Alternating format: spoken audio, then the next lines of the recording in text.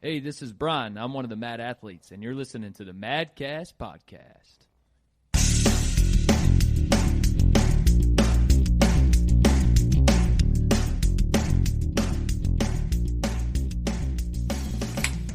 Yeah. All right, we're live. Intro, baby. Here we go. Welcome to the MadCast Podcast. What's up, guys? What's happening? How you doing, Russell? We have our special guest.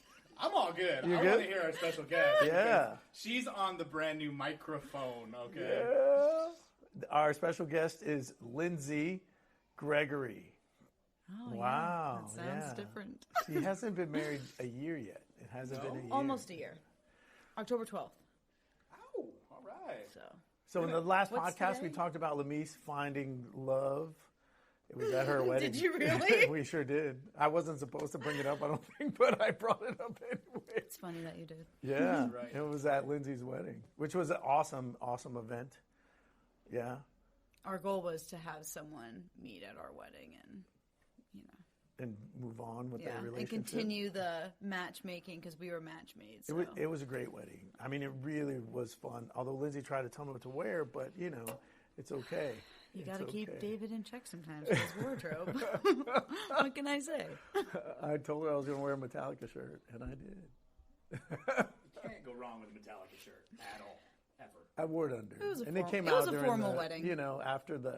After all the Brian wore a formalities tux. were done, we were on the dance floor. It came out. No, there's a progression in pictures of David in a full suit. Yeah. And then, he had his tie off, and then he had his shirt unbuttoned, and then he had his jacket off, and then he had his shirt off, and then... It was Metallica. And I figured if she could do the worm in her wedding dress and boots, then I That was cool wasn't to go planned.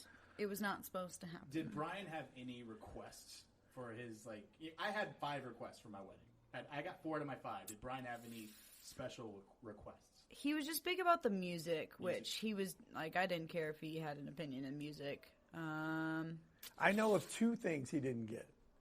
Didn't get. Didn't get. Yep, I do. He wanted Parkway Drive song played. Oh, he did want one Screamo song. Oh, so Yeah, he did Screamo get song. Mobamba, And he didn't the get Texas that. song. Oh, yeah. So that's 3 things. He requested Mobamba, That's and he 3 got things. it. He got that. Oh, he got that. He yeah. got that. Yeah, and then the other thing was he wanted to do the haka, and we didn't do But that. those were a lot of last minute requests too, where I was like, he's a pretty even keeled dude though, to where he didn't request much. Yeah. But I did accidentally end up planning it on the Texas OU game day. Oh, that's a whole nother subject. Ooh. Yeah, It was very unfortunate. I like it. yeah. I had to get rid of my tickets. Don't even. Don't even. I'm like, When's the last time you went to Texas sacrificed OU in Dallas? so When was much. the last time you went to the Yeah, Cotton but Bowl? we knew. When was the last it was time? going to be a great game. When was the last time? We knew. When was the last it time you gonna went? Be a great game. I had great seats. What's it been? 5 years? great Has it been more? seats. Has it been 10 years? And Lynn's, and Brian's from Texas. He went to UT. Brian's He's been in the Texas Longhorn. OU game more times in the past 5 years than you have. Has he? When did he go? Every year. Not last year. Not last year. Because He Lynn's was has one busy. job. Hey, plan the wedding and not during a Texas football game. It's hard to It's like, plan weddings now, oh. especially fall weddings. And they didn't have the schedule out yet. And Actually, I planned so it based I do off. remember this. I remember her coming to me very excited that I picked this day and I know there's not a home game that Based off day. the previous year, and we Yeah. had some connections to the AD at the time, and they gave us a preliminary schedule. So I was like, And so she came got back in the very bag. excited. I didn't, Brian's going to be happy. It's not during a home game. There's, it's going to be awesome. And except for Then it the was schedule came out. exactly during the time that Texas OU game was on. And I was watching on my phone in the church. And so there are many people watching football games. But we lost. So it was a terrible But game. Brian- I'm glad we didn't go. He wasn't as phased as I thought he would be. He He did got really well. married, of course. He married Well, you, sure, and it was a great but night. you never know. Texas football is that. It was awesome. If we'd have beat him their or something, love. then maybe Yeah. who knows? Now I just have to live with that for our So, anniversary. Linz, how'd you start working out? Was it your golf coach? No. It was P90X in like high school. P90X. If we want like working out, because I was always into sports and like I don't know, did whatever they told me to do. What were the first sports you played? Soccer was the first sport. I played that when I was like 5 or 6, and then I played that till high school. And then my dad was super into basketball, so my sister and I would play one-on-one basketball since we were kids. And so I played that in high school. I didn't play soccer in high school, but then my mom forced me to play golf in high school. So those are my 3 like main sports. Forced. Yes, I did not want to play women's golf in high school, being a freshman. But apparently, like, the golf scholarship availability for women's golf was quite high for not taken. Mm-hmm. So she was like, you're going to play basketball and you play golf, and then you'll eventually just, have to decide. Didn't decide at that point either. She forced me to drop basketball and just play golf. Yeah. And then I started doing P90X, I would say, like, 9th grade or freshman year of high school, 8th grade, just because I wanted like muscles. Tony Horton, Luckily, you have them now. Yeah. So if she hadn't have done that, what sports would you have continued playing? Probably would have tried basketball, but I was too small. I think I was like maybe 5'1". How tall are you now? I'm only 5'5", but I was really small in high school. Which is actually, you're pretty tall compared to the other female mad athletes that I coach. Right, compared to mad athletes, I'm one of the taller ones, which is strange. But in high school, I was very small. I weighed really light, and I was very short. So I was a good point guard, but you can only go so far as a short point guard. Yeah. I probably would have liked soccer more if I stuck through and was more motivated as a kid. I kind of just went through the motions, and I wasn't the mindset that I am now of like, I don't know, being disciplined in a sport to where I enjoyed playing it, but I didn't put in extra work to be good at it. Right. But that's one, like, looking back now, I wish I would have stuck with that and actually put in the time, because you can be short and be a soccer player. Yeah. And you're super focused now, like you really don't miss workouts unless you're out of town or something crazy happens with work or something. Yeah. You're one of the most consistent athletes that I have, and you might not know this, but Lindsay is the longest current mad athlete that hasn't like gone out and come back or whatever that I have right now. It's 5 years? Yeah, one stint, 5 years. 5 years? 5 years in June 15th. Yeah. Wow. Yeah, so she's been coming really pretty much, 5 and 6 days a week since, and for a while even she was working 12-hour shifts and she wouldn't get off of work till 8 o'clock. Yes, yeah. And she would come after that, and I would stay with her till usually 10:30. And I had to be at work at 7 a.m. the next day. Yeah. That's some dedication, right? Hell yeah. Right? Yeah. Or we meet at 8 a.m. after I got off at 7 a.m. Yeah, I forgot about that. Yeah, we did do that. But you weren't up sometimes on those days. I had Nick let me in. Yeah. Because I'm always the late night guy at the box. Yeah. Keone's the early guy. I'm the late guy. So you're playing golf in high school. What do you love about golf? I can't say that I truly loved golf until maybe my senior year of high school. I think that's when I started realizing, I think at some point in high school, I was like, oh, I'm kind of good at this. Let me actually put some effort. Like, I guess with all sports, I was always kind of naturally talented to an extent, but I never tried to push the limit and, like, better myself. And for some reason with golf and maybe getting closer to college and, I don't know, maturing, I was like, why don't I actually give it a go? And if, like, I can get a full ride, that would be awesome. So I would say once I started putting in the work and doing the grind my senior year, and it was actually paying off, and I was actually, like, getting offers, that's when I started realizing, like, my love for golf and, like, the work that I put in was worth something, I guess. Yeah. Because, I mean, it's a very meticulous sport, which I feel lends itself to your personality. Because you're super detail-oriented, super meticulous. Maybe it turned me to what I am now. Or, I don't know, vice versa. Yeah. Well, maybe I was supposed to get there that way, but... Yeah. So then you go to college, you pick your college and go to... Texas A&M, Corpus Christi. Woo! The Islanders. The Islanders, yeah. The Islanders. Not the Aggies. Not the Aggies. Islanders. Okay. Yeah. It is an independent university, but... It used to be. But they still have Texas A&M? It's in the system. It's a system. It's in the system. It's a sister school, right? Right. So it's not like Galveston where it's like a direct funnel, though.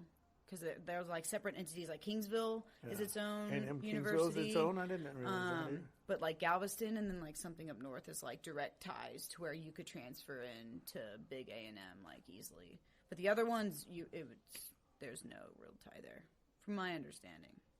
So, because I always thought I was going to play golf for like 2 years and then transfer to regular A&M, and I don't know, be on my way. But that didn't happen? No, because I was offered a full ride, so I stuck out my 4 years, and my coach was pretty nice, and she actually let me assistant coach, and because I did engineering in school, and I didn't want to overload my schedule as we traveled, so I was a fifth year, and so but she let me assistant coach to where I was still basically a full ride, but I wasn't playing. I was just kind of helping out. Yeah. Coach, I guess. Yeah. Title. Well, that's cool. So, tell me about your workouts at this time. Like, did you work out the whole time? Like in college, you started working out even as a freshman because you worked out in high school. So I became a big runner for some reason. Really? This is something I did not know. Really? Yeah. So we worked out 3 days. We worked out 3 days a week, and for some reason the college, I guess, athletic scene, they're very by the book, and they wanted golfers specifically to just do core. Never lift weights. Almost half weighted squats and just a lot of turning and mobility type stuff, but not actually strength, which was, for some reason, I wasn't really looking for it at the time, but then I would just run every day on top of the working out. And I wasn't in runner shape or anything. I don't feel like I have a runner's body by any means, but I would just run at least a couple miles, and I thought that was me being fit. Yeah. But that's all I kind of knew too. Yeah. So, I just ran for until I think I found CrossFit going into my senior year. That's what I was going to ask next. When did you find CrossFit? How did that happen? Tell me about that. So one of my trainers from college, he was kind of they have athletic trainers and athletic trainers' assistants, students. Mm-hmm. And he was one of those guys. And I was kind of seeing a guy, I guess, that was his neighbor. Not Brian. No, I met Brian a couple weeks after I started training with this guy, actually. Oh, okay. So Brian's met me when I was That's going to be my next question, learning. But let's finish the CrossFit question. Yeah. So I was kind of seeing this guy. Hang on, everybody. We're going to get we'll get there. He lived next to this guy, and I was like, oh, yeah, you trained us? He's like, yeah, I remember you. And then he had been putting that guy through workouts because this guy was a big athlete in MMA, and he actually played golf and stuff, but he was putting him through these tester workouts and this new thing, CrossFit, but making up his own. He's like, yeah, you should join us at the track one day. And I was like, all right, sure. And he was kind of a bigger set dude, but he played football at ACU, and he was an athlete, but I kind of gave him crap, and he's like, oh, come on out. I'll show you that, So it was one of those, we pulled barbells out of his car and med balls and kettlebells, and I loved it. It killed me. Do you remember what your first workout was? It was cleans, a run. It was something made up. It wasn't a standard of anything because we just showed up to a track and we worked out on a sidewalk. Yeah. But I love the combination of it and how it pushed me. And then I was training with him ever since. Yeah. So it was June 2013, I would say. And my coach did not like that. My golf coach. Yeah, let's talk about that because I know your golf coach was against you working out. Right. And didn't you kind of win over your coach a little bit? You got the cool shoes on. I would say a little bit, yeah. So my golf coach is actually their husband and wife, and he was actually on the pro tour. His name is Phil Blackmar. And he is 7 foot tall. He's 7'2". So they're very old school in the way of how they teach golf, and they both played at Texas, and they both been successful on the pro tours to where they just have a way of thinking of strength training and golf should go together. Right. So when she saw I was lifting a lot of heavy weight, now I'm sure I was a little bit more tired and stuff, but she kind of just, from word of mouth and what I was doing, she kind of was like, do we need to be doing that? You could hurt yourself. Did it affect your game? Did it affect how you played the game? So by that point, I was getting very burnt out on golf. With college, you're starting to find CrossFit. Like I said before, that I was starting to love it my senior year of high school, and then it really wrecked me. I had shoulder surgery my first year in college, and then just playing at the collegiate level in golf is just not what I was expecting, or just I don't think anyone can really prepare you for NCAA competition. Like the amount of volume that you were like swinging a club. I think it's the pure mentality. Golf particular happens to be a very big mental sport. I'm out there for 10 hours, and if you're playing like crap for the first 18 and you have to play another 18 and to somehow rebound and be like, this is a whole other round, but you're within the same day. But like we also had those hard coach talks, and she'd like, if we played like crap, she'd just yell at us, and typical like sporting things, but the pressure of, I guess, college athletics was just a lot for me. Because every shot is really important. Right. Right, yeah. And it wasn't like, you have a bad game and then you rest and then you go play another game a couple days later. You're like constantly playing back to back, and then you go travel for the next one. So I didn't play well for a lot of stints. Like I played very subpar type golf in my opinion. Better than average, but not with the elite golfers. Yeah. Okay. And it wasn't at the top of the leaderboard most of the time. It was average of the pack, But was it your best? No, I don't think it was to my potential for sure. And I think it's because mentally I would just get in my head of like, this means so much. I need to hit a good shot. Right. And I wasn't approaching each play as I should. So when senior year came around and I started, working out, I was like, I'd rather like, I'm going to be phasing out here. Might as well, I need to find something else that I like to do.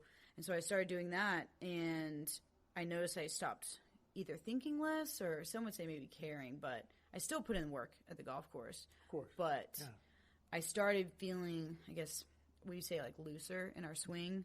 We started being more carefree out on the golf course and how I made decisions and how I approached the shots, to where I was more so worried about like, what are we going to be lifting like later today?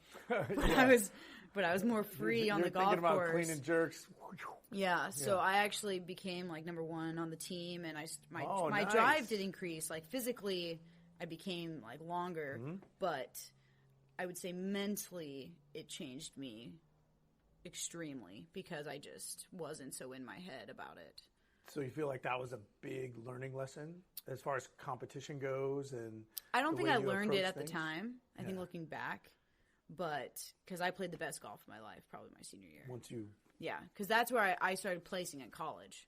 Yeah. A couple times. I mean, it's still pretty rare you have to think a field of hundreds something girls, but that's where I started getting like close to top 10s or in top 10s, and I was like, wow. So I did always have it. I just had to get out of my own way, but it's because of CrossFit that I was like kind of more balanced. That's where I guess I'm a big balance person. I guess we'll talk about that eventually. Yeah.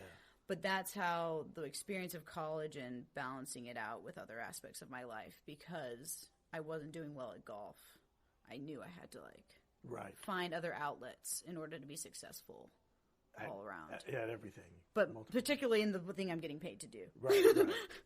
Because, and your degree was engineering, so it wasn't like you were, coasting along in school, right? Right. So I was studying. I had my senior projects, and, engineering school in general, is just hard. But it's not like it's hard to be like, I'm going to invest in my schooling and think that I'm going to, be free on the golf course with that kind of, I don't know, expression, I guess. So then you come to the end of college, and you graduate, right? And what happens? So I was very fortunate. I got a job offer before I even graduated. So I knew I was coming back to Austin. I was born and raised here. Brian and I were in limbo stage. Oh, wait. We got to go back to how you met Brian. This is an important topic. Because he's been on. Yes. Can I open this? Oh, of course. Do you want me? That's for you. Brian, be like, do you hear that? Do you hear that? It's. The new mic. Wow. He would say ice cold beer, calling my name, but it's not a beer, guys. It's ranch water. Yeah, Lindsay doesn't drink beer. Mm-hmm. Not a beer fan. So I met Brian. Although you like this one. Yeah, that one's not bad. I'm not gonna drink it long term though. A couple sips maybe. Okay, Brian. and this amazing love story. Be Roni. Be right. Yeah, I haven't technically heard his side. I guess there was some Facebook Live. Yeah. I met him, and we were set up by our best friends. So my childhood best friend and his childhood best friend. It's like a blind date? Kind of, but he knew about it. So that's cool for him. But it was blind for you? It was blind for me. My friend at the time, she didn't really go out a lot, and I was like in a party phase, I guess. And she's like, hey, do you want to go out with me and some of Daniel's friends, which was her guy at the time? You were a senior in college? Yeah. And I was senior in college, or going into my senior year. And I was like, yeah, you're asking me? Sure. Like, I'm in Austin for sure.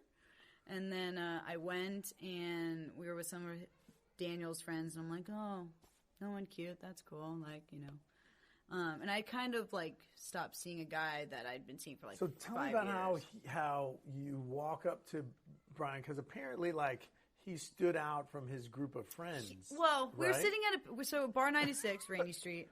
We were sitting at a table with Daniel's friends that one was just being like an asshole.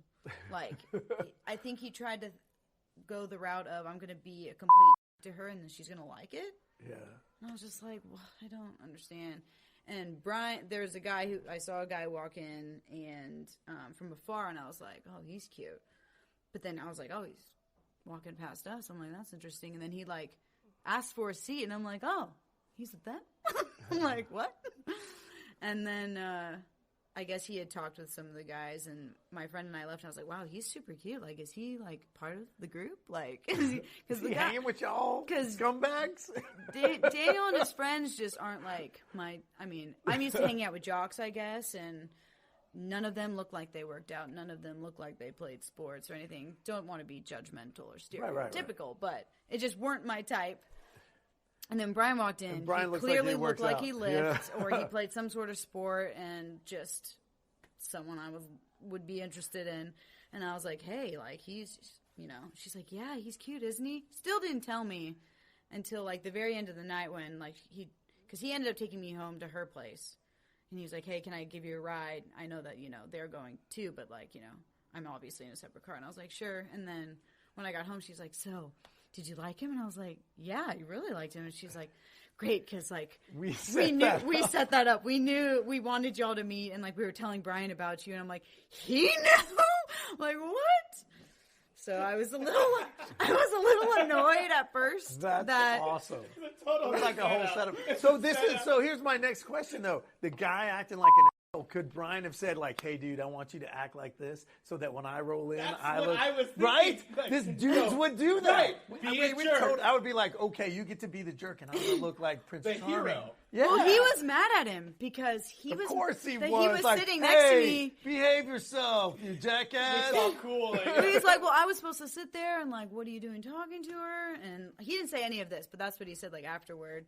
No, we didn't get any of this. No, he didn't. He didn't talk about that because we played a game of cornhole and like I wouldn't put it past him to do that. Like, I mean, he thought I knew though. So this whole time he thought like me flirting with him. He knew that we were both coming to meet each other. Yeah. Which I had no idea. Which to this day I'm like, thank goodness no one told me because who knows how I could have acted. Yeah. But I was like very carefree that night and flirty, and I guess a good impression. Yeah. Enough for him to like me, so.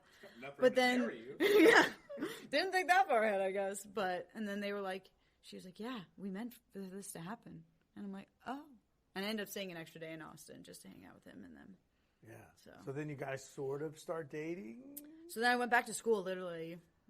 So I stayed an extra day, and then I went back to school for the fall semester. And it was really hard. I think we were too young, and you kind of ditched him. You kind of said, take a hike, buddy. I ditched him. I broke us up. Why? Ask all the good questions, dog. I love it. Well, because there's two sides to a story. I felt that we had just like different personalities, I guess, at the time, and how we. I don't know. Too good to be true? Do you edit this at all? Yes, I do, but it won't be edited this one. I felt that... I'm not taking this out. Because he just graduated from Texas, so he lived in Austin, and so I lived in Corpus. So we never saw each other except for maybe once a month. So every time we tried to be together, it was like a crammed weekend of trying to act perfect every single time. And it just wasn't very authentic. And there were just some times where, like, situations just didn't vibe well because of that. And then we also fought about CrossFit. Yeah, because Brian hated CrossFit. He didn't like it. And I got the cuckoo of, like, thinking, you know, this is something I can do. I went from full, like, training for golf mode to, like, what if I just train for CrossFit and I can do this? And at the time, I think it's pretty dumb. But in the moment, I was like, this is possible. Like, all these people are doing it. Why not? And he was like, check yourself, bro. Like, what, you think you're the superstar? And, of course, no one likes to hear that, I guess. So, but there's just a lot of, like, personality conflicts that I think we were just too immature at the time that I eventually was like, this is not worth, like, me being upset over, and I just, you know, we don't even live in the same place. Yeah. Like, so I called it off. But yeah, then I came back. Yeah. I was really devastated by it. Like, what, I mean, you said, dude, we're not going to see each other. Was it over the phone? Was it text? Well, because he visited, and then I did it over the phone after he left, and then he showed up on my doorstep the next day. Oh, wow. It broke my heart. I didn't know that. That's Lynn. And I almost took him back right then and there. But you didn't. But I said, you know, I made the decision for a reason, and I had, like, really thought about it, and I had talked it over with myself at the time and, like, the close people I had, and it was just right for the moment, and I still told no. But then eventually, and so it was really hard for me. Everyone says breakups are hard for the person getting broken up with. But when it's such a hard decision... Whatever. I don't know what kind of crap that is. This is so hard on me, I'm going to dump you. I'm just saying, like, this is a fitness podcast, but right now, I know. Everybody listening are like, oh my gosh, this girl, she broke that man's heart because they heard his story. They know Brian now. Oh, yeah, people who know him. Oh, Lindsay. Yeah. And he was pretty pride hurt about it, too, which was also, like, kind of the reasoning behind it as well. I think we're both really prideful, and I just couldn't deal with his pride over mine. Yeah. But, yeah, so then, but I came back to him, I think, like, a couple months later. It wasn't too So long. did you guys talk, or was it, like but no, hey, like, I didn't come back anymore? to him, like, take me back. It was more so, like, just talk to him. Ugh. No, I want to know. Let me tell you like, this. What's up? Let me tell you this. Back to the matchmaking of, like, I'm talking to my best friend who set us up in the first place. We've been broken up. She's still Daniel's best friends with Brian, which is her husband now, or about to be husband. And I'm like, well, how's he doing? You know, I care about him, but, like, you know, how's he doing? She's like, oh, you know, he's good, but, you know, it's fine. And his birthday was coming up. I was like, well, should I tell him happy birthday? Should I, like, ask how he's doing? It's always those questions. I don't want to lead him on, but, like, I care about him, so I'm curious. She was like, do what you feel is right. So I decided to be like, hey, you know, happy birthday, hope all is well. And he had started seeing someone in this short amount of time. If we want to hit on someone. Short amount of time after you ditched him. Broke him. You are the one that left. Well, she was nothing, okay? She was a shoulder for him to cry on. Well, she broke up on his birthday, and I just happened to text him. Wait. That night. Whoa. This is crazy. Yes. Got good. I don't even know that. Yes. So she ditched him. She ditched him, but he said he didn't even care because he was still in love with me. Of course he didn't care because he loved you. Right? And I just happened to serendipity text him that night, and my friend knew. My friend knew that she broke up with him, and I would have never texted him if I knew he was just broken up with, because I didn't want him to think like, hey, you were just broken up with? Hey, it's me. I just genuinely wanted to wish him a happy birthday and see how he was doing. But then she was like, oh, good, you texted him because, you know, so-and-so just broke up with him. And I'm like, what?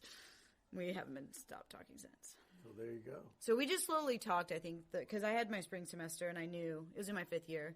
I was like, I don't know what's going to happen. I don't want to start anything again. Like, we can be friends, and then we'll see how it goes. And if I happen to move back to Austin, we'll see how it goes. Yeah. But I ended up moving. So I took a job in Austin. I moved back, and we started seeing each other a little bit, and then got back together. And then when did you get in touch with me? June. So right after. So I moved back in May. I started my job June 15th, and I met you June 15th. I met you on my first day of work, which is also my dad's birthday. It was a busy day. Yeah, it's a busy day. So when I vaguely remember when you came in, right? I remember the first day, but I don't remember our conversations before that. Or did you email me? So or I call called me? Jaden because Jaden went to Corpus for That's a little right. bit. I do remember that. Jaden went to Corpus. And I saw that he was on the regional team with y'all. Yeah. And so I was like, I want to be at a competitive gym in Austin, but I'm living at my parents'. I just moved back. I don't have a place yet. So I got to kind of be kind of close to them. And so my thing was, because I'm also a cheap ass, CrossFit really glad that gyms you were said that. doing free weeks to try out their gym. So I was like, cool. I made a spreadsheet. I put That's all funny these that you're gyms. with us because I'm not at a very cheap gym when it comes to competitive CrossFit, especially. I put it all down there, and I said, where are the addresses? I feel really special now, Linz. Wow. Yeah.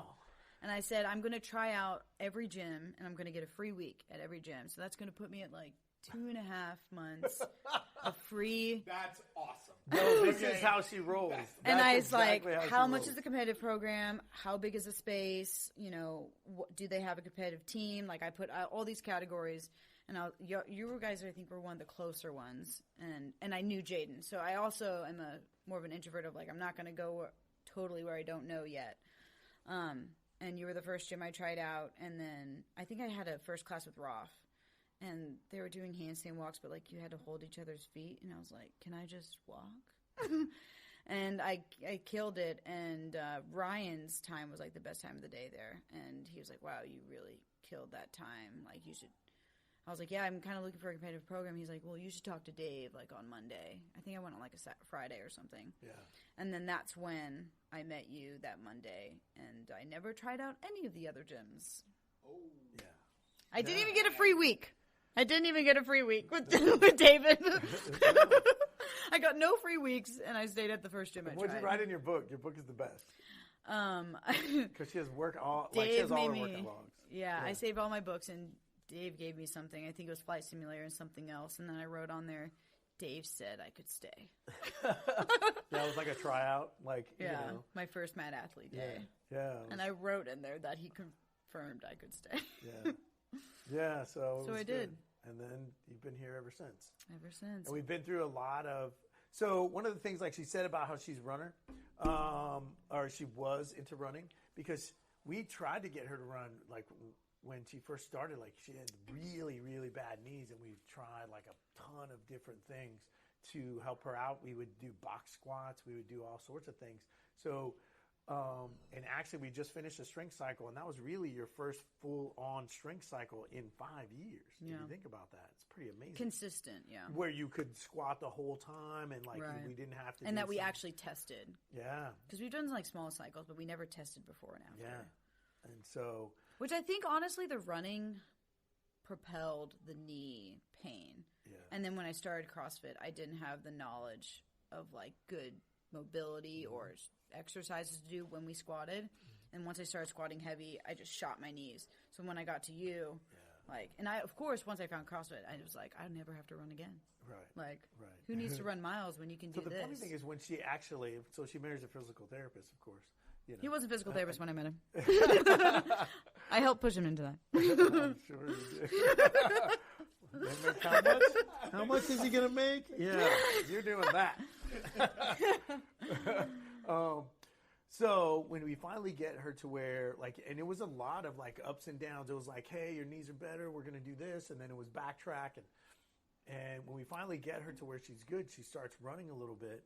And now she's one of the faster athletes that I have that's out there. And Shocker. And she would always say, well, I'm not a runner.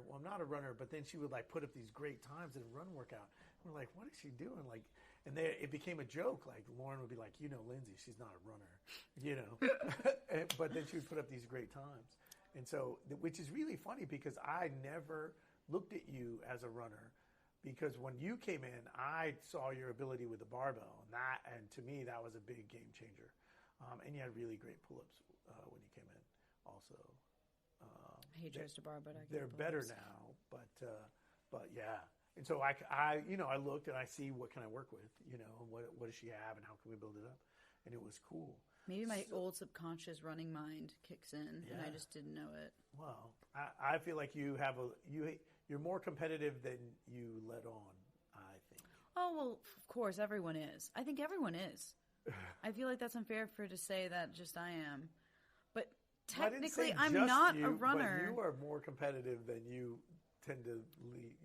You have a very nonchalant way of like, yeah, I'm going to have fun, yeah, and then it's on, and you're like, I like to be a little let's humble. Go! I like to think it is as humble. Yeah. I try not to walk in a room and be like, I'm going to kick your ass. Like, of course it works for some people, but it's like, anything can happen. And anyone's, you don't know who's an athlete in front of you. Like, I'm going to try my best. I don't think I'm the best runner personally. But if I do well today, I do well today. No, that would be Chelsea. But there are times you've been... Sure. I'm saying, like, if I walk to a comp or something, like... Oh, yeah. Sure, I'm a decent runner, but, like, there could definitely be runners out here that I have no idea. So, speaking of comp, let's talk about your first comp after you came in with the Mad crew. What was that? Was that the one with you and Danielle and... I guess technically that one. Was it that one? Yeah, because I was still having knee issues then. Yeah. And who else was on the team? It was Stacy, Danielle, and Bobby. Yeah. I think I did a split jerk PR there, 185. Yeah. So that was a thing. Like when you see someone in a comp and they hit a PR, like okay, under pressure she does really well. And she PR'd your split jerk. What was that? 185. 180. What is it now? Oh, it's 200. I have not increased much, but that's a big. I feel like that's a pretty technical. Yeah. And I hadn't hit that. So talk about some of your numbers, because you, after this strength cycle that she did, you PR'd everything. Right. I think I was the only person to PR at every single lift. So you PR'd your deadlift. Well, let's save that one for the end. You PR'd your back squat. Back squat, front squat, clean and jerk, snatch, and deadlift. So what was your back squat? What I went from and what I... Yeah. So 245. So when I left Corpus, it was 235, and that's when I really knew I hurt my knees. Yeah. And I finally got to 245 some point, like a couple of years ago. I think I really only hit 235 before a cycle, though. Yeah. And I ended at 260. Yeah. 260. In this 255. Cycle. 260 or 255. So it was at least a 10 pound to 15 PR. Yeah. Front squat, I hit 220, and I was at 210 before. Yeah. And then clean and jerk, I hit 200, and I was at 195 before. I also PR'd my split jerk right before the cycle, and I hit 200 with the split jerk. What was your clean? Because you just PR'd clean like a week or two ago, right? No. Clean I was 200, and I wasn't here for when you guys cleaned max last weekend. A couple Saturdays when we did snatch and clean and that was clean and jerk. Clean and jerk. See, yeah. Right. So I haven't been for just plain clean. Yeah. That was when you hit the 200. Yeah. And then... what was your snatch? Snatch, I hit 160. That's good. Which is very surprising. I was very surprised by that. That's awesome. And then the deadlift. And so let's talk about deadlift, because 2 years ago, you had PR'd... She always had a pretty good deadlift. But in 2017, so 3 years ago. You hit... And 345. Because I couldn't squat, all I did was, like, kill my deadlift. I was like, I'm going to be the best deadlifter because I can't squat. Might as well pull. Yeah.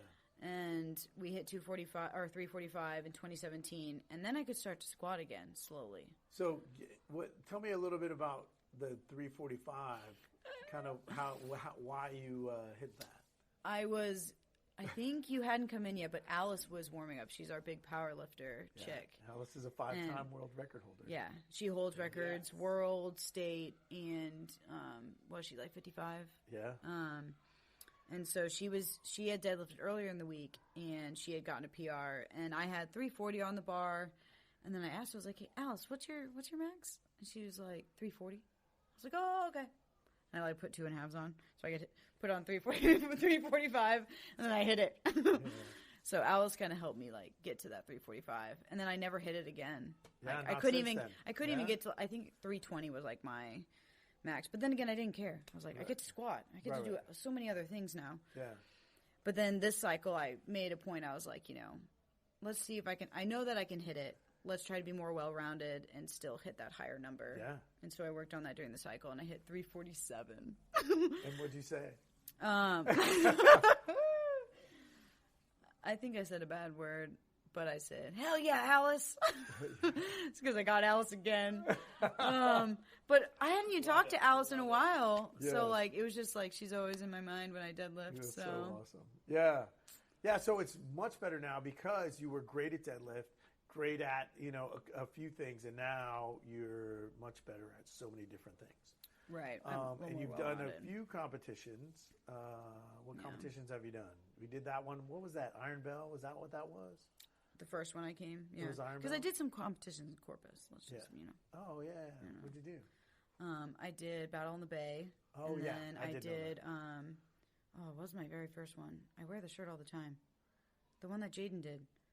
I don't know. It was like the big one for Corpus. Yeah. But and I won first in all of them. So I thought I was a badass, right? Because it's, a little naive self. Yeah. Then I came to Austin. And yeah, we did Iron Bell. I mean, you are a badass. It was just a smaller pond, Right. And then I did TFG, and I think I did basically some small. And then seems like a long then my time knees ago really that you did hurt because I did it in pain. Yeah, Because I remember the what was it, the clean and jerk cycle or the overhead squat cycle. She's talking about Fittest Games, which is now called Fittest Experience, which is probably the biggest competition that's in Texas for sure, and probably in the South. And I can't think of any other competitions that are in the southern states that are that big, Right. And they actually last year they didn't have it, and they're bringing it back this year. So, and it's here in Austin. So And I think I just did some fun stuff because I was. You did the one with Lemise. Right. That's when I started feeling better. I think I went through that period of because I was in pain and I was kind of thinking of longevity of my life and activity of what I wanted to do. My view of competition changed. Yeah. To where I only wanted to kind of do fun stuff and I didn't want to go. And the entry fees of competitions these days. There's that money thing again. I have a little bone to pick with that, but I don't know. I haven't really done any really big ones. Yeah. What was the last one you did? And you always do the Open, every year. Oh yeah, the Open. I don't really count that. I think it is with Lemise. That's the last one, right? You did it. Didn't you do it with her 2 times? No, I did it once. You did that the one CrossFit time? Round Rock one. Yeah. Or no, Woodward. The Woodward one, yeah. Yeah, and I'm going to do duality with Lauren in a week or two. Yeah. So that'll be That's my 2 weeks first from now? semi big one, I guess, that I haven't done in a long time. Yeah. But it's partner, which I thought was totally different. Yeah, it's fun. It's going to be really fun. You've been there to watch that one, but you've never competed at duality. Duality's in San Antonio, and it's partner, and so I love partner a lot. I love partner competition. They are so much fun, actually. And dualities run really well, actually. That's one of the ones I really enjoy going to. Great people. I think JB is the head judge. And he used to train with us. I did that comp. I filled in for Lemise. Oh yeah, that was a big one. Which comp was that? That was. It was a 4-man competition. I had never done team before. Well, I guess I did the bells, but that was also a weird comp. Team ones are fun too. I've enjoyed those. I think that. Wait, which comp was that? It was the one where they had all the different bodybuilding. Oh, it yeah. had Ninja Warrior. Oh, that was the one in that was the where, convention center. That was where Tammy set her state records. Yeah, it had powerlifting. Yeah, it had every source of fitness. It was really fun in Texas at this thing. I forgot what it's called. Brian saw that wrestler there. Yeah, Mark Henry. He, tried to play it really cool. Yeah, Mark Henry. Yeah, love that guy. Yeah, it was Mark Henry. I have some good stories. That's when I really realized that I just can't turn off my competitiveness. Because you even said, remember that deadlift one? Yeah. And my own team didn't load their weights right for me. And I was like, move! She went off. It was great. But, I'm really excited to see you go and compete at Duality. I think it's going to be a blast. I don't know. I think it's going to be fun. I think you're going to have fun. I do say that every time that I'm like, oh, it's just for fun, and then I turn it on and I don't realize it. But that's what we want. Sure. So I'm just way more nonchalant about. She did kind of take thing. About a year off from thinking competitively because she was like, I can't tell you how many times I heard this. David, I'm planning a wedding. David, I'm planning a wedding. I can't focus on that because I'm planning a wedding. because I'm planning a wedding, you know. So let's talk about what's going to happen after duality in your CrossFit world, in your CrossFit career. I mean, your husband is coming along and becoming he's a great athlete naturally, but he's becoming really great CrossFitter. Like, you see the improvement. I do. Everybody sees how much, because he's only been training with us for a little over a year now. Right. Right? And so, you know. Special guest. That's so awesome. He's putting up his toys. That's the best. Nice. So good. That is the best. Well, give the commentary. What just happened? So he was putting his toys away. Koa, whose birthday was yesterday, 4 years, he turned 4. Yeah. Just tiptoed in here with his box of cars, and he was really quiet and opened up the cabinet door and put them in, and then tiptoed very quickly out. Right into our studio. That was so awesome. Guys, the things that happen in the studio are amazing. So, yeah. I mean, Brian's becoming this freak athlete. Sure. There's things he still has to work on, but you know. Plus, you have a few people that are, you know, I feel like push you a little bit now that you didn't have beforehand. Yes. It's hard because I feel like I'm one of your more objective athletes in the sense of a balanced life. And I think because of golf and my golf career that, I think it's weird saying career. I don't want to be that it was arrogant a career. about it. Like, you got college out of it. You know, come on. I didn't get that. I don't want to put, like, all my energy or all my eggs in one basket. Of course. That's, like, a big thing. But I feel as though CrossFit, in particular, tends to do that to people with those kind of goals. Right. So I want to make sure that I stay pretty centered in my other goals of, like, the things that Brian and I want to do together or what I want to do in my career, because I do work every day, if anyone wants to know on this podcast.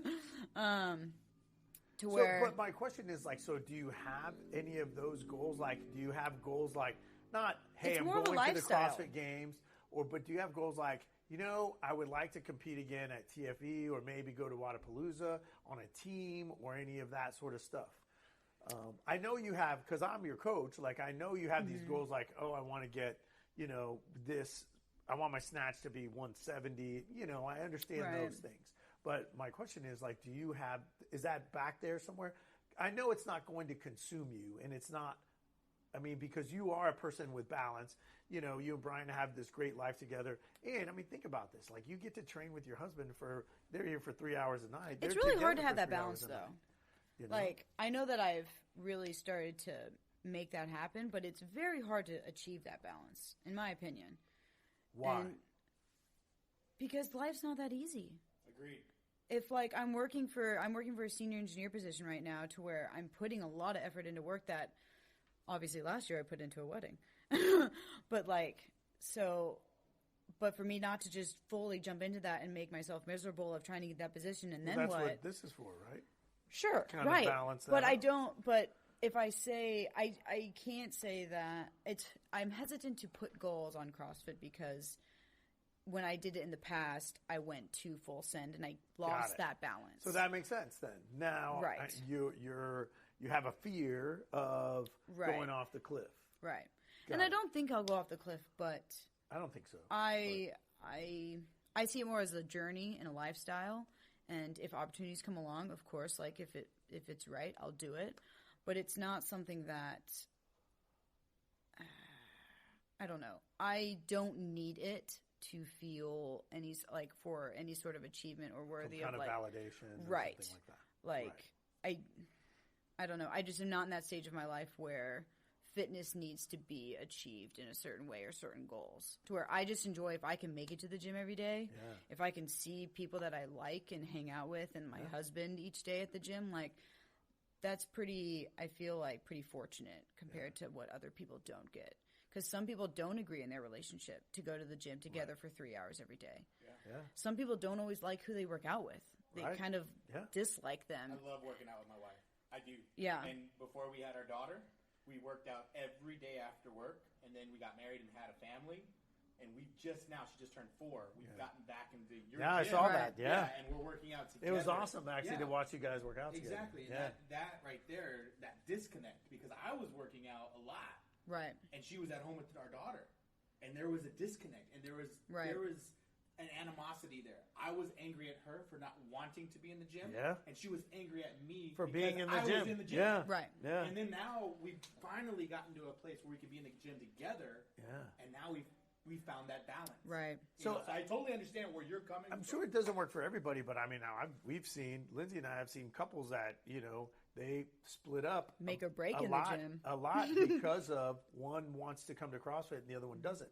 Or, it becomes a huge point of contention, because especially if even though Lindsay wants to maintain that balance, she's here 3 hours a night, you love, from what I see, you really love the training and even the group, the camaraderie that you're with. Right. For you, that's your juice. That's what you get. Right. You don't necessarily get it, and I'm sure you do because I've seen you compete, but you don't get it from being on the competitive floor. Right. You get it from daily training. Because that's like 1 or 2 days. But if I'm in there grinding with these guys every single day, or grinding with Brian, like that's something, you know. Well, and you're a very routine person. Like and you don't know this, but when she comes in, she sets her book up, and the pencil's like right here above it, and it's very like organized. It's in the same spot every day, and you'll notice if somebody like Aaron Medina comes in or Kyle, and they put their bag in front, she's like, no, that's my spot, and it's gonna stay like this. Very type A. It's very much like that. Enneagram 1. Yeah. And so, which is funny, she came to me because I'm a 7 and I'm kind of everywhere. So, which is what I need, though, right? And Brian's a 7. Yeah. Or, well, I don't know if he's so much 7, but he's definitely in your categories. Yeah. And I don't want to dog on competition. It's just I don't feel like I need it, or I don't need to have goals for it because I'm very content in my fitness. Yeah. Right. And I get my competitive edge with you in your program. In the games? No.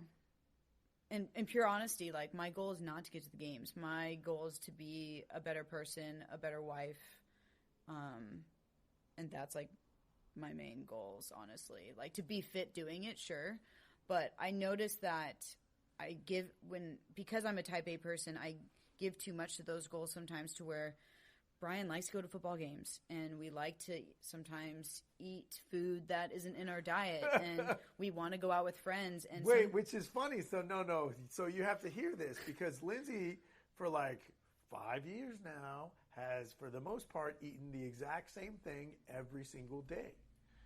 With the exception of when going to football games and stuff like that. Like I'm the guy that's like, hey, Lindsay, you want a beer after the WOD? Do you want a drink? And Brian, of course, does it too. But for the most part, Lindsay's like, I ate this for breakfast, I ate this for lunch, I ate this for dinner. Boom, boom, boom, every day. Mm-hmm. Yeah. What was the diet? 3 eggs in the morning and green shake. And then for lunch, I do chicken, broccoli or zucchini, and then sweet potato. And then I have a snack. The snacks have changed over time, whether it be almonds, tuna, tried a couple different avocado, and then dinner is chicken again, a vegetable, broccoli, and then rice. Every single day, 5 days a week, every week. For 5 years. Yes. Yeah, and your green shake. I've added in some like carbs, like in my breakfast. So now I eat oatmeal. Like, so there's some things that have changed a little bit, but it's pretty much the exact same thing. And Brian he's not like that. Brian was never like that. Brian is now like that just because I make his food. He's just like, oh, food. I've been there. And so I try. I was like, do you think like I try because I measure my food for the work week, and then I'm like, I've been measuring your food like this to what I think it should be.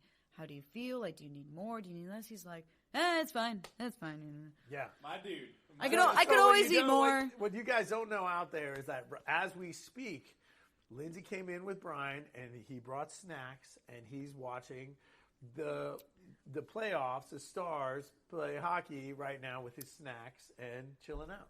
So, he's happy. So he's definitely the exact opposite of that. Yeah. But which is cool because you guys kind of balance each other out. Because if Brian's like me, like you have to have that balance because I'd be out partying every night or, whatever with a big group of people all the time. So he really made me very realize much like that. to have fun on the weekends, to not. And he pulls you. Sometimes he even tries to pull me during the work week. Like if we have, a lot of our friends have moved away, but if we had like things in the week during the week, he's like, you only live once. Like we can train every other day. To where that's where in our relationship we have to balance. You're supposed to tell one like, hey, it's okay. Right. You can deviate. But from I'm the like, plan. so I leave certain days like Thursdays and Saturdays, and sometimes Sundays. Like sure. We have that compromise, but that's where it's like, if I were to compete in CrossFit, I would have to sacrifice in my eyes that kind of stuff. I don't think you do. I think, now, granted, for you, it might be difficult, right? Because of your personality. But, I feel like you can still continue the way you're doing. Like, yeah, I'll do this competition. It'll be fun. And still be amazing competitor because you're an amazing athlete and you never miss days of training unless you're on vacation. Like, you never miss. Which I also believe in. You're constantly getting better and better and better, right? Your numbers are legitimate, great numbers, okay? And so I feel like you could do that. If the going off the cliff part, it becomes like it's your personality. Like you're, I definitely think I'm capable. For sure. I don't want to get that I'm not feeling trying to out. push you. Right. Just talking, And I don't want people to think that like, I'm not like. Of course, if like in a perfect world, I didn't have to work and I didn't have anything else to do and I could eat anything I wanted, I'd be like, yeah, sure, let's compete at the games. Yeah. But that's just not realistic. But I don't know. I think I'm fully capable, but I am super content and happy with the balance that I have, and I get my fulfillment out of training with you every day of the week. But I get to like hang out with my husband on the weekend it's cool. and eat what I want. It's a good life. It's a really good life. Right. To where it's just super fortunate to where, I don't know, it's just a different perspective of where I've used to think or where some of the people we train with, it's hard to explain and not have it come off negatively that it's an okay way to like not compete in CrossFit in that kind of way, but still compete every day. Yeah. Like that's just my big advocate of, I don't know, to where some people are like, oh, you don't want to go to the games? Like you had a face. You notice? Yeah. You're like, oh, yeah. You're surprised. Well, it's because everybody else who's been on here. Anyone who like, competes CrossFit, yeah. you have the assumption that they want to go to the games, but I don't have a desire. I don't want to go to the games. Right. I do CrossFit solely to be better in the ring. Right. That's the reason why I do it. Which is awesome because, I mean, that's the beauty of CrossFit is you can take it and say, hey, I want to be a better golfer. I'm going to do CrossFit. I want to be a better tennis player. I'm going to be a better wrestler. Right. I want to do CrossFit, and that's ideally what the majority of people do. There are also, the small pocket of athletes, that are like, I want to be better at just CrossFit and competing at CrossFit. And my shock face to you, Lindsay, was because like I see you in the gym, and I'm like, holy crap, this girl is a freak, killing it. Yeah. And I'm like, holy moly! I see the videos on Facebook. Yeah. I'm like, whoa, like holy moly. Yeah. So that's why, I had the face. I'm like, I'm not mad about the face. I'm just saying, like, it's not like it's a common reaction to where I don't know. Yeah. I think it's awesome actually, and I feel like, obviously if Lindsay decides, hey, I want to be super competitive, that would be great. That obviously creates other issues, with work and home life and all that sort of stuff. But I feel like her number one goal is I want it all. I want to be in shape. I want to be this great athlete because I push myself and I'm this type A and everything I do, I want to give 100%, but I also want this balance. And for most people, most athletes, that's the hardest thing to achieve, right? Yeah. We all know like a lot of times when the people who are great at something give all their energy to that thing and they might have terrible home lives and terrible things like that. It doesn't have to be that way, but it ends up, I always say it's like your superpower, right? With great power comes great responsibility, right? And if you don't learn how to manage that, then you're in for, a lot of bumps and bruises. And so I feel like Lindsay is really good, and she fights for balance a lot. It's probably because of golf. Yeah. Just because of those 3 years. Yeah. So, but if the opportunity presented itself. Of course I'm up to fun competitions, yes, David. What about competitions in other places? Like, hey, let's fly to Miami and compete in Wodapalooza. So I think I am very open to team competitions. I think I am done individually. Oh, okay. I don't know if I've really told you this. That's the first time I've heard this. It's an exclusive, y'all. We do exclusive. Drop now. it.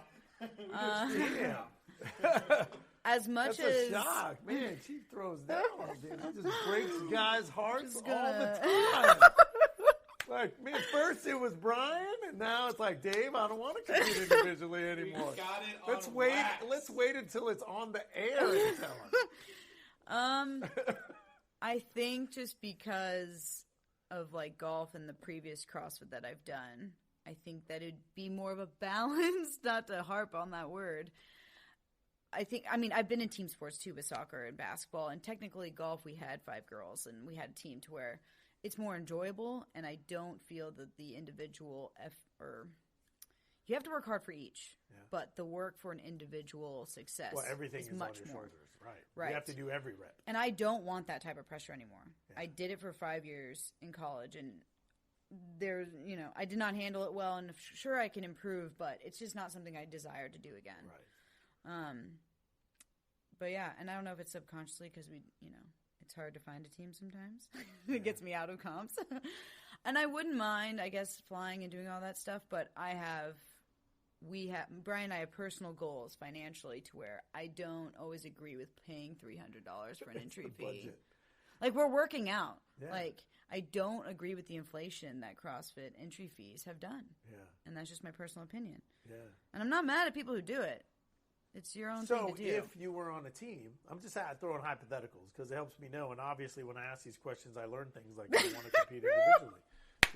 Not to harp on that. Apologies. But if you did, say, a qualifier for, and I'm just saying Wodapalooza because that's the biggest one that we know. It doesn't have to be that one. But if you did a qualifier for Wodapalooza with the team and you qualified, that all of a sudden, that opens up. It opens up doors, but it also presents hey, now we have to come up with money to, and a lot of people don't realize this, competitive CrossFitters foot the bill for their own selves unless they have some sort of sponsorship, right? And so all of a sudden it's everybody that I took 5, it was 5 last year, individual athletes that competed at Wodapalooza. It's a big deal. And we all had to come up with our own airfare. We had a fundraiser here, but basically, as an athlete, you're paying for your entry fee, you pay for your airfare, you pay for your Airbnb or your hotel, and you have to pay that, and it ends up being a big expense. And then all your food that you pay when you're there. And your food that you eat, and it's expensive. She's right. But that's a big thing with me as well, that I won't commit to something unless I'm transparent and being so. If I'm in a place where I will want to pay and for it. Everybody was great. I have to say that the fundraiser we had here, Keone threw it, and it was a competition, and it was amazing, and it helped a ton. It really, really did. Sure, and there's always those opportunities to where I'm not going to commit to something unless I know financially you have to have calculated type risks and decisions, in my opinion, to where it would be irresponsible to me to be hey, I want to be on this team with y'all. Oh, but I can't afford this portion of I don't that's ridiculous to me. To where if I don't mind doing that, but I would have to be in a financial sense. What if it was a team of you and Brian qualified? Oh, that's even more money. But yeah, if that's something we decide we want to do, how badass would that be to compete with your husband on the stage at freaking Wodapalooza with 1,500 people there watching? Sure. It's badass. Yeah. If we're in that point, I'm not saying it's off the table. Sorry. I'm saying if we're in the position where we want to do that, then we'll do it. Yeah. But if I also want to travel to Europe instead, I may take Europe. Yeah. even now? I would love to now if we could. Yeah. But obviously there's multiple factors. Yeah. I don't know. Okay, are we doing rapid fire? We got some rapid fire? We got rapid fire questions. We got to do it. All right. I'll let you take the stage. Hit over 5 questions. Okay. The stage. The number one, the first one's easy and something I always want to know. What is your favorite CrossFit workout? It used to be DT, but I really think Diane is deadlifts and handstand push-ups. Yeah, you're really good at that. And we don't even do Diane very much. What's your Diane time? Do you know? I don't even know. But handstand push-ups and deadlifts are like my bread and butter. You know what that tells me is we just need to throw it in there. Right. Well, I mean, honestly, we haven't done any of really the standards. Yeah. In We a long did time. Cindy. Yeah, but we did after we just. Yeah, that was nasty. After a max snatched. week and the max day. We did the whole week, and then we max snatched, max clean and jerk, and then Cindy. 20-minute AMRAP of 5 pull-ups, 10 push-ups, 15 air squats. And technically, I still did pretty well. I did 20 something. Great. You but did 20 and change. How can you? Which is a great. How can you test me? I mean, that's after basically Murph without the a running. week like that. Yeah. And you're such a good runner now, so. So I'd say Diane just because it's short, it's sweet, but it's with 2. Do you remember what your DT time is? Technically, I'm on the board for 640 or something. Oh, I feel like but I think that's pretty heavy. That's pretty high. Because the last time we've done it, it's always been heavy DT. Yeah. We haven't done regular DT probably since 4 years ago. Complaints. Doesn't it? Doesn't that sound like Dave? Well, we I haven't knew done it in it's a long more time. so. I knew these questions were coming, and I don't have time for you because we have not done them, and you program for us. So there's really one person to blame. So. Yeah. Okay. Not me. That's all I have What to say. is your least favorite CrossFit workout?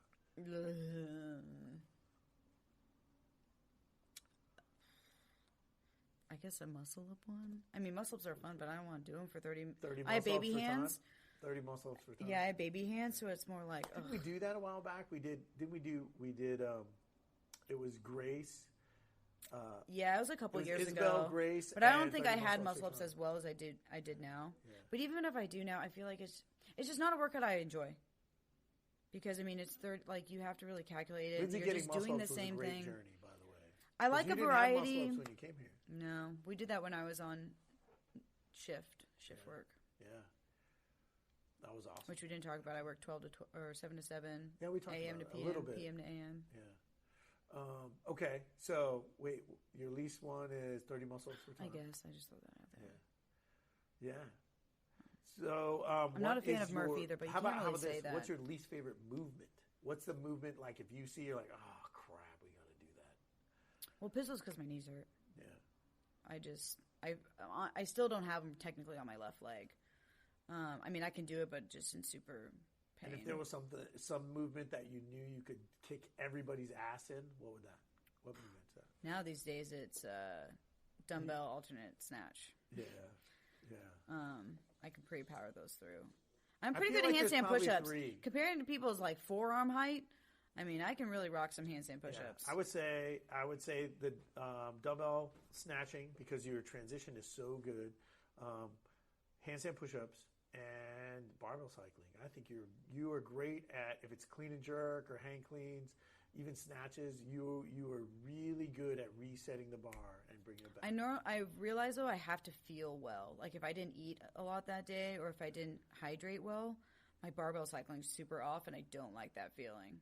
So if like I actually do what I'm supposed to, then I agree with you that barbell cycling. And as much as you're going to disagree with me, I feel like your toe to bar is coming along. Oh goodness, well. I think it's terrible. Really well.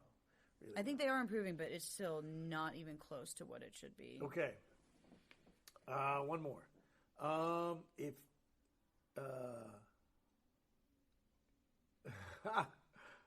Don't even ask it then. Wow. I see your face. Look at that. If you could partner with your husband and go to a comp, is that something you would want to do? Interesting question. Yeah. Well, because that's a weird situation to be. It's cool to work out with him, but then if your partner's in a comp, do you feel like the way he competes and the way you compete would be similar? Because you've competed with people. Some people are great in competition, and some people are too much, and some people are not enough. She just looked away. She wanted to see if she's making sure he's not in here. I love it. If he wants to become more serious about CrossFit. Oh. And not in a bad way. He's just very free-spirited, and he's on the more balanced stage of, like, wanting to have fun and, like, purely as a CrossFit as a lifestyle, and that's totally fine. But there's just certain things where he's like, oh, you know, I'm not going to do part of the program today, or not. Like, there's just things where, like, if I commit, and to where I would want my partner to be as committed. I think we compete well together, and I think we would do well together. Yeah, I agree. But there's just certain things where he doesn't really want to where if I see that change where he wants to, and because he is getting it. He's getting the competition bug a little bit, and he's wanting to improve on things like his double unders and stuff like that. Yeah. To where it's not like to where he would be if, like, we're padding up at the football game, then he'd be out there right now in the field, you know, hitting a tree. Yeah. If he's going to start doing it like that with CrossFit, but then I think like I'd be totally open to it. Because he feels like he doesn't have all the skills. It's a Brian thing. Okay. But sure. But yes, it's because of that. If he had, you know, double unders and they were, you know, sure. clutch, Yeah, I'd totally love to compete with him. It's not like a matter of like, no, we don't compete well together. I think we would. It's just, I would have to make sure, like, is this, I know he's really good at just saying he wants to do things because other people are doing them. Yeah. AKA David asking him to do things. Any and everything. He'll just say yes and he'll go along with it. My job is to get people to do shit that they don't want to do. I know. You know that. And I really I do that every day. I really just like it.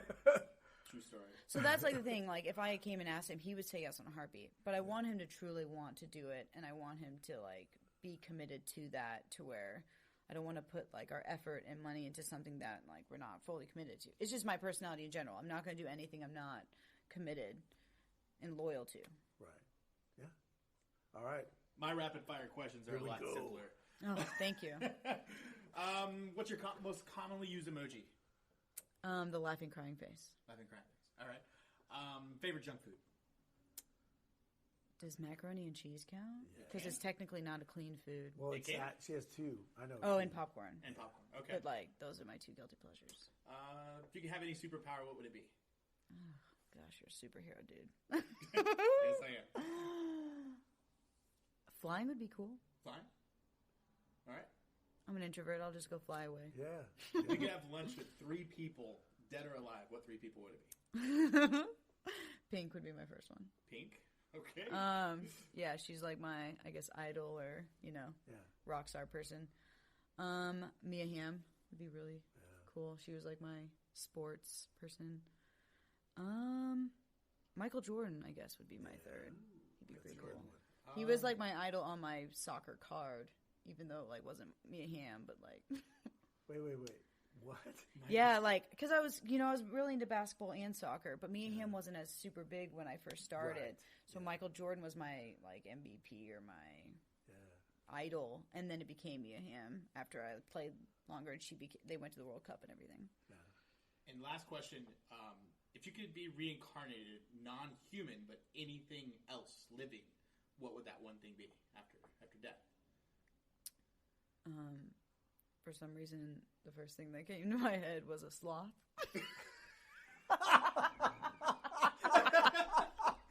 I feel a little embarrassed. That's like the best podcast now. That is awesome. I mean, it's like the exact opposite of a CrossFit.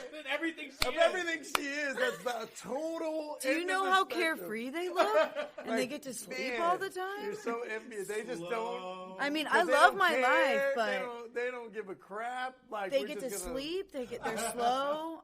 They don't have anywhere to be or anything to do, and it's the complete opposite of my life. It's just to be a sloth, awesome. Man. I mean, I'm not saying that's just the first thing that came to my head. Well, that's got to be the right answer then, right? Yeah, for sure. You see that movie where they talk of like, can I you? It's a great movie. All right. Thanks, Linz. I love you. Love having you on. Thanks, Russell. You're an amazing, badass producer, and we're having a good time. And thank you guys for listening, because that's the most fun of this whole thing. Thank you. Thank you. Yeah. All right, guys. Thank you very much. MadCast Podcast. Boom.